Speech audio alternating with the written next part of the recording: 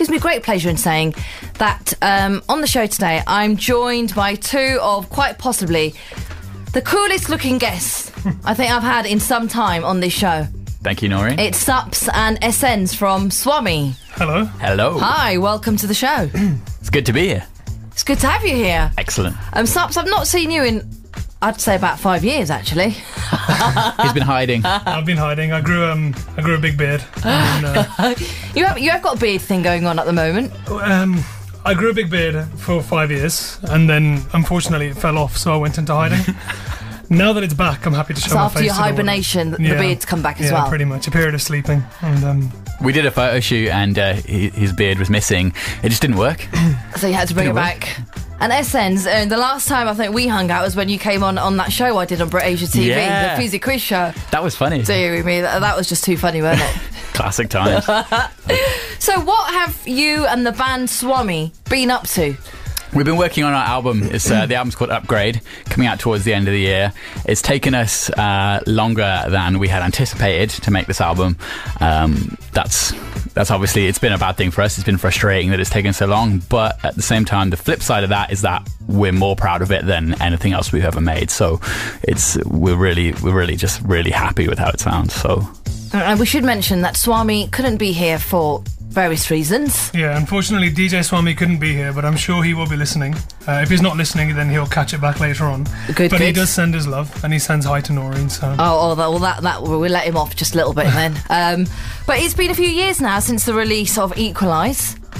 Yeah, which was the last album, really. Equalize was our last full-length album, and then we had the 53431 compilation in 2009, which had the two new songs, Sugarless and Tonight, at that time. And Sugarless did very well. We're going to play that a bit later on. Much better than we'd anticipated, actually. We were doing the compilation and we thought, okay, we'll give them a new song to put on it, and then we just put it out for free initially, and we went on tour, and then we came back and it was like everywhere. We're like, well, everybody seems to like the song, so good times. It's strange that when I joined the band, everybody just talked about this. When did you join Sups? I joined in 2005. I was a mere 18-year-old teenager, and I joined this big band who I'd never heard of. Strangely, I'd never heard of Swami because so when you joined them, you didn't know who they were? I didn't like British Asian music. I loved Indian music, but the British Asian scene, I couldn't connect to it. I thought it was just terrible. Nobody in it is good, and no offense to anybody, but that was my genuine feeling as a musician at the time. Has your feeling changed now, or do you still think that?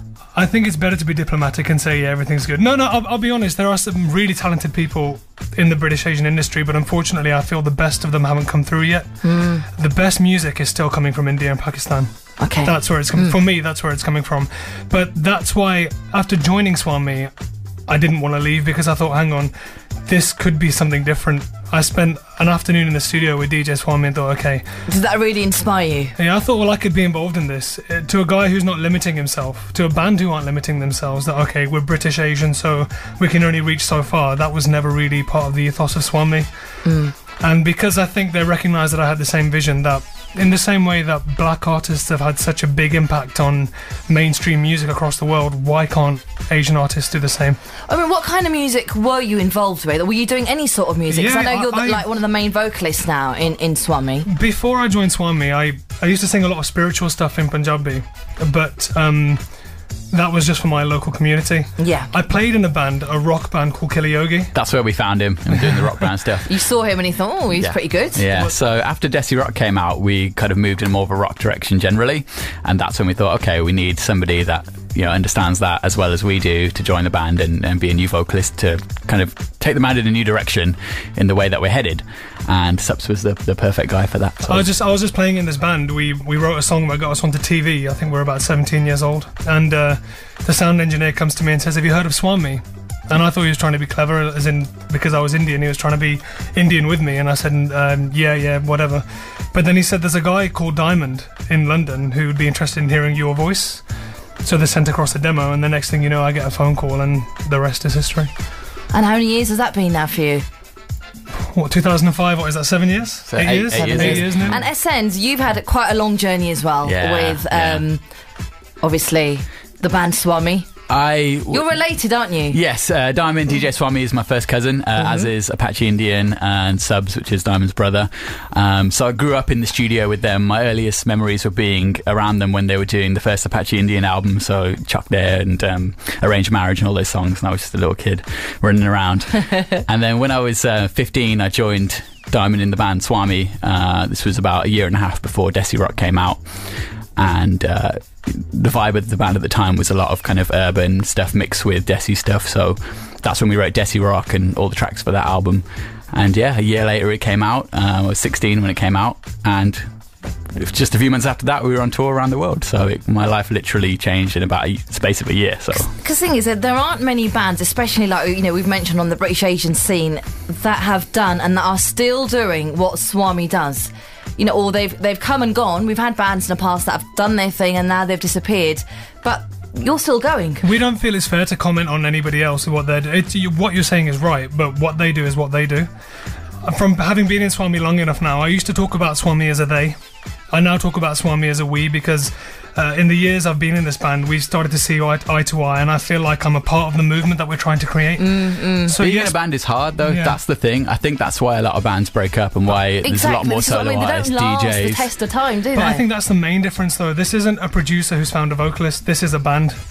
As much you all have creative input, don't you? Yep. You're all a big part of it. It's not just. This can lead to fallouts. It can lead to confusion. It can lead to sometimes stopping. It has done. You know, I've had huge full-blown arguments with Diamond in a hotel room in Canada, which left to us hugging each other and saying, "I'm sorry." Every member of this band has fallen out with every other member at various points. How many members? Because I know you're always evolving and you're always constantly bringing in new vocalists. But who are the core members then, apart from yourselves and Swami, obviously? The core is the four of us. It's DJ Swami, Sups, myself, and Liana. Then we have Bobby, who's our door player, who joins us for live stuff, and he's all the percussion. He's amazing, isn't he, Bobby? All the percussion on the new album, he's played on every track. He's just phenomenal. There's no door player, percussion player in the world like Bobby. He locks onto the groove. That's Bobby Panisite, if anyone's listening. Straight away. There's no sampling either. If you listen to, I know a lot of musicians listen to our album, and musicians will listen to this, and when they take into account that the chord they hear the tabla playing, that's 3 different notes that are being played by one drum. He recorded them in perfectly in time. All around the world he did this, so we've got a lot of respect for Bobby Vanessa. There's Prav, who joins us on drums for the live shows, and Azim Chowdhury on bass. So these are musicians that we bring in with us who, again, they're a similar mindset to us, that they don't limit themselves because we're brown. Let's play a track then that pretty much went global. Really put, you know, even though Swami was doing their thing, but this one really put you guys out there. Of course, it's Desi Rock. Cool.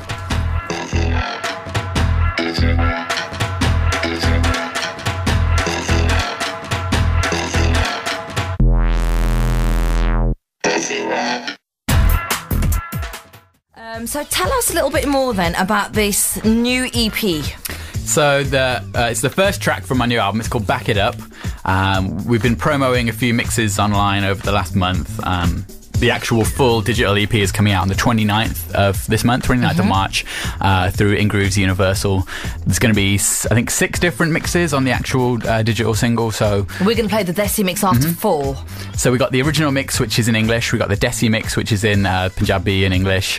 Then we've got a proper Desi remix called the Nazran Beats remix. Nazran Beats is a producer we've been working with in India. So he's from Punjab, and he's got a vocalist called Lovely Pawar featured on this remix version as well. So that's on the EP. And then we've got Simon Subs, that's DJ Swami's brother. He's done a remix. Diamond's actually done his own separate remix from the original version of the track as well, so that's on their label as the DJ Swami remix. There's a lot of mixes on that, isn't there? Yeah, we're giving people value for money and different kind of sounds. This is probably why it took us so long to release an album, because we spent a year on each song, I think. So yeah, I can imagine DJ Swami. He's a real perfectionist, though, isn't he? He's not going to release anything until he's, whether it takes months or years, until he's fully happy with it. I mean, even the remixes that have been done, the Nazran Beats one, as S-Endz was saying, that was actually Nihal's big thing last week. And even for that song, even though it was being remixed by another producer, the versions of it were being sent and updated to Diamond every time they were updated, so he could turn around and say, this isn't right, this needs to be done, we should add this, we should take away that. So even the remixes are very much heavily Swami influenced, even though they're remixes of our song. We haven't just left them in the hands of somebody else, because it's like giving your kid to somebody. You always keep an eye on it, so that's kind of what we've been doing with these songs. Okay. Oh, and we've also got we've literally just finished the music video for it. so the editing's all been done on that. That's going to be premiering at some point in the next few weeks as well. It was shot in Birmingham, actually. Oh, so you're both Brummies, aren't you? Yep. Born and raised in Birmingham. Absolutely. Handsworth represent. Well, I had a Wolverhampton upbringing as well, so... So we've... Obviously, there's some live clips from various places across the world just coming in and out of the video every now and then, but the bulk of it was shot in Birmingham, So you'll be hearing the latest sounds of Swami after 4 o'clock on the show when I play the Desi mix of Back It Up. Right, let's talk some now about Back It Up Desi mix. I know we've kind of touched on it before. Tell me a little bit more about this before I play it. Back It Up is... everybody has heard what we did with Sugarless 53431. That was the stage we were at after Desi Rock, after Equalize. We'd transformed our sound and the way we were approaching things a little. That was sort of this is where we are now. Back It Up, it's not the deepest lyrical content of songs that we have, but musically it's a real sort of dance floor. Yeah, we're banger. really showing people this is where we are now, and there's no way you can mistake this song for belonging to any other artist but then to Swami. Okay. We always have at least one song on our albums that's usually more than one, but there's just a proper electronic dance floor club banger. That's what this is. Sometimes we do these things and they're ahead of their time. That's what happened with Electro Juggany, and that's what's kind of the vibe with Back It Up as well. Here it is. Here we go.